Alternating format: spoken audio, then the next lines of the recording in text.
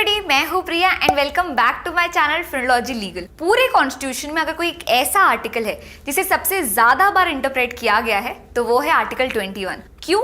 क्योंकि logically speaking एक constitution को सदियों तक सर्वाइव करना होता है, पर बदलते टाइम के साथ साथ सोसाइटी की सोच बदलते जाती है। इसीलिए आर्टिकल 21 का मीनिंग और पर्पस हमने वक्त के साथ साथ इंटरप्रेट किया है। तो लाइफ से लेके डेथ तक, रोटी कपड़ा मकान के साथ साथ और भी बहुत सारी बेसिक नेसेसिटीज जैसे freedom, dignity, pollution free environment, ऐसी सारी चीजें ही डिस्कस किए गए हैं आर्टिकल 21 में। तो चलिए आज की वीडियो में आर्टिकल 21 डिस्कस करते हुए हम ये समझते हैं कि कैसे केस बाय केस बेसिस से लाइफ और पर्सनल लिबर्टी का मीनिंग इवॉल्व हुआ है। आर्टिकल 21 जो कि अवेलेबल है सिटीजन्स और नॉन सिटीजन्स दोनों को ही, कहता है no one shall be deprived of life and personal liberty except according to procedure established by law. तो आर्टिकल 21 के मेन ये 3 कीवर्ड्स हैं।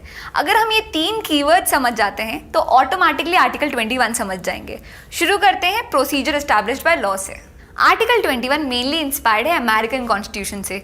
उनका प्रोविजन कहता है no person shall be deprived of life and personal liberty except according to due process of law. इसका मतलब ये होता है कि कोर्ट्स के पास पावर है कि वो लेजिस्लेटिव और एग्जीक्यूटिव दोनों के एक्शंस को कंट्रोल कर सके। मतलब वो सब्सटैंटिव लॉज कि लॉज क्या होने चाहिए वो भी क्वेश्चन कर सकते हैं, साथ ही साथ प्रोसीजरल लॉज कि ये वाले लॉज कैसे इंप्लीमेंट होंगे, कैसे फॉलो होंगे, उनको भी क्वेश्चन कर सकते हैं। तो जिन भी कंट्रीज में ड्यू प्रोसेस ऑफ लॉ होता है वहां के कोर्ट्स को ये पावर होता है कि वो अपने लेजिस्लेचर से ये 2 सवाल पूछ सके। पहला कि क्या आपके पास पावर है ये लॉ बनाने की, और दूसरा कि क्या ये लॉज नेचुरल जस्टिस के प्रिंसिपल से कंप्लायंट है या नहीं। अगर इन दोनों क्वेश्चंस का जवाब नेगेटिव में होता है तो कोर्ट के पास पावर है कि वो उस पार्ट ऑफ लॉ को इनवैलिड डिक्लेयर कर दे। इसलिए डॉक्टर बी आर अम्बेडकर ये चाहते थे कि इंडियन कॉन्स्टिट्यूशन के आर्टिकल 21 में भी ये फ्रेज यूज किया जाए, पर सर अल्लादी कृष्णा स्वामी अय्यर ने ये कहा कि आगे जाके जब भी हमें सोशल लेजिस्लेशन लाने पड़ेंगे तो ये वाला जो पार्ट है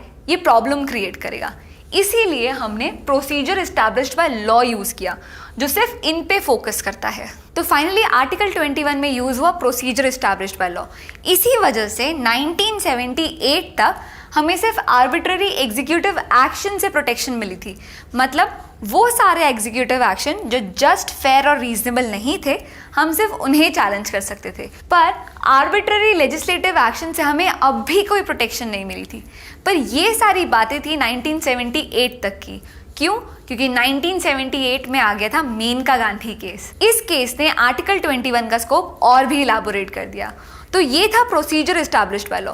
अब समझते हैं लाइफ और पर्सनल लिबर्टी को। पर्सनल लिबर्टी को हम समझते हैं 2 बहुत ही इंपॉर्टेंट केस लॉज के थ्रू। पहला है ए.के. गोपालन वर्सेस स्टेट ऑफ मद्रास। इस केस में क्या हुआ कि ए.के. गोपालन को डिटेन कर लिया गया था प्रिवेंटिव डिटेंशन एक्ट के अंदर। तो उन्होंने उस एक्ट को चैलेंज किया और ये कहा कि ये जो एक्ट है ये मेरी पर्सनल लिबर्टी को इन्फ्रिंज करता है। सुप्रीम कोर्ट ने इस केस में ये कहा कि पर्सनल लिबर्टी सिर्फ 2 केसेस में इन्फ्रिंज होती है। पहला, अगर कोई फिजिकल रिस्ट्रेंट हो, और दूसरा कोअर्शन के केस में।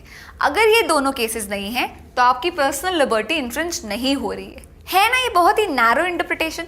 जी हाँ, इस केस में पर्सनल लिबर्टी को बहुत ही नैरोली इंटरप्रेट किया गया था। इसके बाद बहुत ही इंपॉर्टेंट केस है Maneka Gandhi versus union of India का। इस केस में क्या हुआ कि मेनका गांधी का जो पासपोर्ट था वो गवर्नमेंट ने इम्पाउंड कर लिया, सीज कर लिया बिना कोई रीजन दिए हुए। गवर्नमेंट के इस एक्शन को मेनका गांधी ने सुप्रीम कोर्ट में चैलेंज किया और ये कहा कि ये मेरा पर्सनल लिबर्टी का इन्फ्रिंजमेंट है। इस केस में सुप्रीम कोर्ट ने ये कहा कि पर्सनल लिबर्टी एक बहुत ही वाइड कंसेप्ट है, ये सिर्फ फिजिकल रिस्ट्रेंट या कोअर्शन से ही इन्फ्रिंज हो ऐसा बिल्कुल नहीं है। तो इस केस में ए.के. गोपालन के नैरो व्यू को ओवररूल किया गया और यहाँ से आई हमारी पर्सनल लिबर्टी की वाइडर डेफिनेशन। और अब सुप्रीम कोर्ट ये कहती है कि अगर ऐसा कोई भी प्रोसीजर है, ऐसा कोई भी लॉ है जिसे पर्सनल लिबर्टी को कर्टेल करना है, उस लॉ को पास करना होगा टेस्ट ऑफ रीजनेबल।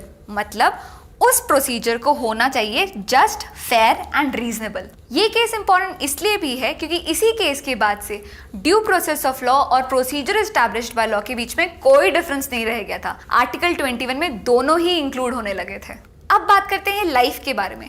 तो इस एक कीवर्ड में बहुत सारे ह्यूमन राइट्स इंक्लूडेड है, जैसे environment, health, dignity, livelihood, education. ना करते हुए भी कुल 14 से 15 ह्यूमन राइट्स इंक्लूडेड है लाइफ के अंदर। आज के इस वीडियो में हम जानेंगे कुछ इंपॉर्टेंट केस लॉज, जिससे हमें ये समझ में आएगा कि सुप्रीम कोर्ट ने लाइफ को कैसे इंटरप्रेट किया है। जनरली लोग ये सोचते हैं कि अगर उनके पास कुछ करने का हक है तो उनके पास उसे ना करने का हक भी है।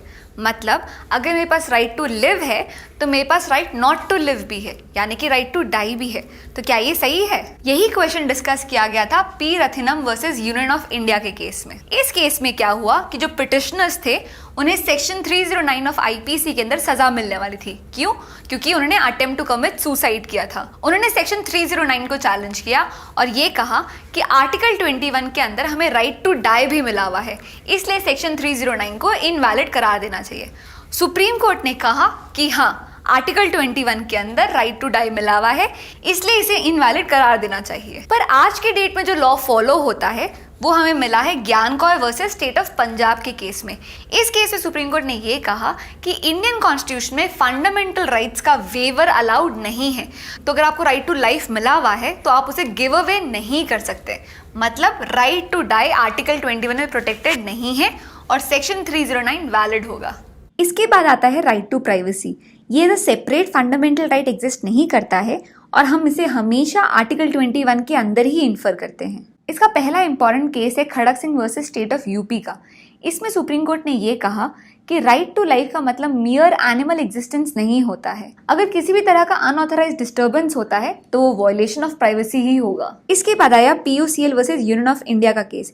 इसे टेलीफोन टैपिंग केस भी कहा जाता है। इसमें सुप्रीम कोर्ट ने क्लियरली कहा कि right to privacy right to life का पार्ट है और जब तक पब्लिक इमरजेंसी या पब्लिक सेफ्टी की बात ना उठे तब तक आप किसी की भी राइट टू प्राइवेसी इन्फ्रिंज नहीं कर सकते हैं। नेक्स्ट आता है आर्टिकल 21 के अंदर right to get pollution free water and air. इसका एक बहुत ही इंटरेस्टिंग केस है RLEK versus state of UP. इसमें क्या हुआ कि मसूरी और देहरादून बेल्ट में बहुत ज्यादा इलीगल और अनऑथराइज्ड माइनिंग हो रही थी। तो RLEK वालों ने सुप्रीम कोर्ट को एक लेटर लिखा ये सब बताते हुए। सुप्रीम कोर्ट ने इस लेटर को एक रिट पिटीशन के जैसे ट्रीट किया और एनवायरमेंट प्रोटेक्शन एक्ट के तहत ये कह दिया कि जो सारी इलीगल माइनिंग हो रही है, जो सारे एक्सकवेशन हो रहे हैं, इन्हें तुरंत रोक दिया जाए। RLEK case, MC Mehta case और finally T Damodar Rao case के बाद सुप्रीम कोर्ट ने फाइनली ये कहा कि right to live in a healthy environment is a part of article 21। अब बात करते हैं कि इमरजेंसी का क्या इम्पैक्ट होता है आर्टिकल 21 के ऊपर। तो देखिए, आर्टिकल 359 के थ्रू प्रेसिडेंट के पास पावर है कि वो आर्टिकल 21 को सस्पेंड कर सके। इसी वजह से कुल 3 बार चाइनीज अटैक के वक्त, पाकिस्तान अटैक के वक्त एंड इंटरनल इमरजेंसी के वक्त आर्टिकल 21 को सस्पेंड किया गया था। ADM जबलपुर वर्सेस शिवकांत शुक्ला के केस में सुप्रीम कोर्ट ने ये कहा कि इमरजेंसी के वक्त आर्टिकल 21 सस्पेंड किया जा सकता है। बट फिर आया 44th अमेंडमेंट जिसने आर्टिकल 359 को ही अमेंड कर दिया और फाइनली अब ये लॉ है कि इमरजेंसी के दौरान भी आर्टिकल 21 को ऐसे ही सस्पेंड नहीं किया जा सकता।